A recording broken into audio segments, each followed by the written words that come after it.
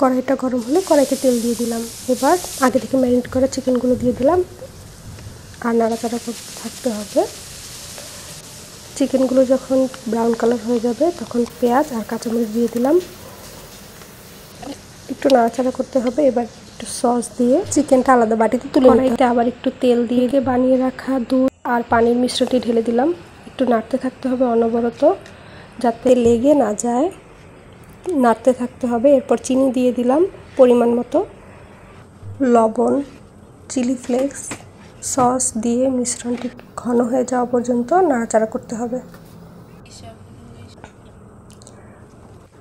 মিশ্রণটি ঘন হয়ে যাওয়া পর্যন্ত নাড়াচাড়া বন্ধ করা যাবে না। এবার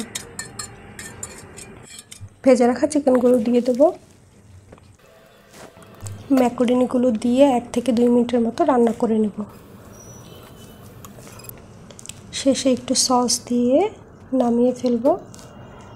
তৈরি হয়ে গেল মজাদার পাস্তা।